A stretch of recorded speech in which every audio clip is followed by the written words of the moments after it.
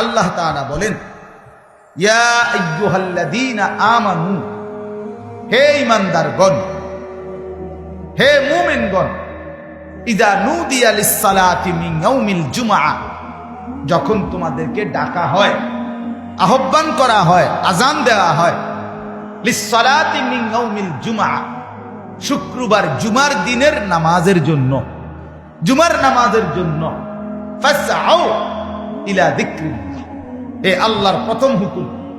জুমার দিন আযান দিলে তোমাদের প্রথম কাজ, তোমরা সাথে সাথে আল্লাহর স্মরণ, আল্লাহর জিকির। এটার দুই অর্থ তাফসিরে লিখছে, এক হলো খুতবা, আরেক হলো নামাজ।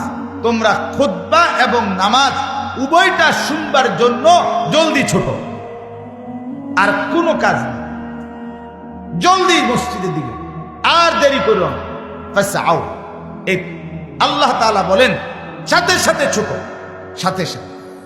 ওয়াদারুল বাই'a, এবং কি বললেন, এবং বেচা কিনা, ব্যবসা, লেনদেন, আয় উপার্জনের যাবতীয় কার্যক্রম একদম ছেড়ে দাও। যালিকুম খায়রুল লাকুম, এটাই তোমাদের জন্য কল্যাণ। ইন কুনতুম তা'লামুন, যদি তোমরা বুঝো, যদি তোমরা বুঝো, যদি তোমাদের বুঝ থাকে, তা আমি আল্লাহর কথাটা শুনো যে এর মধ্যেই তোমাদের জন্য কল্যাণ।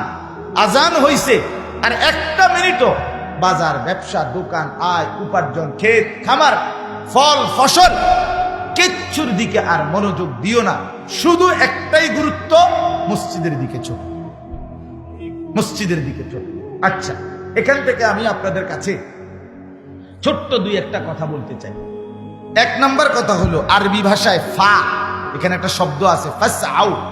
এই ফা শব্দের একটা ব্যাখ্যা হলো, ফা শব্দের অর্থ হলো তাকিব। তাকিব মানে হলো আগেরটা শেষ হবে, তাৎক্ষণিক পরেরটা শুরু হবে, এই ক্ষেত্রে ফা ব্যবহার হয়। আচ্ছা, আমি এতটা ভাঙ্গে বলার একটা উদ্দেশ্য আছে, আপনাদের এটা তাফসীরুল কুরআন না, এই জন্য কিছুটা ব্যাখ্যা সমৃদ্ধ বলাই উচিত। কথা বুঝছেন কিনা? আচ্ছা, মনে করেন বাংলায়, তাহলে বুঝবেন, মানে ঘরের থেকে বাইর হইছে লোকটা, বাইর হইয়া মাত্র পাউডার দিছে, দেখে একটা সাপ। এই লোকটা এই কথাটা কেমনে কয় আরেকজনের কাছে, ভাই বিশ্বাস করেন, ঘরটার থেকে আমি পাউডার দিয়ে ছাড়ছি না, লগে দেখি সাপটা কি ফুঁসলে উঠছে। এটাও আমার পাও দেওয়া, বাইর হওয়া, এটাও শেষ, সাপ দেখাও কি শুরু শুরু, মানে দুইটা একদম মুখোমুখি নাকি? এই কথাটা মানুষে বলে আধা ঘন্টা পরে সাপ দেখলে, রাস্তাটা গিয়ে সারলাম না, দেখি অ্যাক্সিডেন্ট। তার মানে কি রাস্তার যাওয়ার 1 ঘন্টা পরে অ্যাক্সিডেন্ট। এই কথা বলার জন্য আরবিতে বলে ফা। তা আল্লাহ এখানে বলছে ফাসআউ ইলা যিকরিল্লাহ, আমার বান্দা আজানটা শেষ হইতে দেরি, তোমার আর কোনো কাজ নাই, শুধু মসজিদ, শুধু মসজিদ। তাহলে রেডি হবে কখন? কথা বলেন না কেন? রেডি হবে কখন বলেন না? আজান। প্রস্তুত থাকবে কখন? আগের থেকে। আগের দুর্ভাগ্য আমাদের, শুক্রবার দিনও জুমার নামাজের যখন আজান হয়, তখন আমগো মনে পড়ে অনেকের আজকে শুক্রবার, ইন্না লিল্লাহ, কি তো হায় হায় হায়, আজকে শুক্রবার, আজকে শুক্রবার। এই সময় আগে কইব লুঙ্গি কো, সাবান কো, এবারে হেবুডি কুতেছে, যা অক্ষুনি যাবেন গা, গরুটারে কদ্দুর গোসল করাইতেন না, এবারে গরু গোসল করায়, ছাগল গোসল করায়, মানুষ গোসল করায়, নিজে গোসল করে, এরপরে হাফাইয়া তোফাইয়া লাফাইয়া দফাইয়া মসজিদে ঢোকে যে সময় ইমাম সাহেব এই সময় খুতবা অর্ধেক করে লেছে।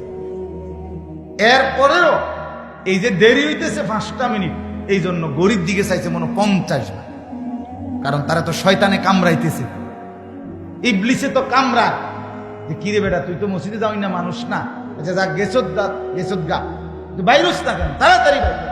আমি কোন সমুদ্রে কতক্ষণ দাঁড়ায় থাকুন শীতের মধ্যে? এই হলো হানা। কথা বুঝছে? অথচ আল্লাহ তাআলা বলছেন, বান্দা আজানের পরে কাজ শুধু একটাই, মসজিদ, নামাজ। আগের থেকেই রেডি থাকো, আগের থেকেই রেডি থাকো। আহা বাপ, আমরা ভুলেই থাকি কেন? আমরা যে সারা বছর সারা সপ্তাহ 5 ওয়াক্ত নামাজ পড়ি, 5 ওয়াক্ত নামাজ যে পড়ে আল্লাহর কসম তার জুমা সমান তালে চলতে থাকে, চলতে থাকে।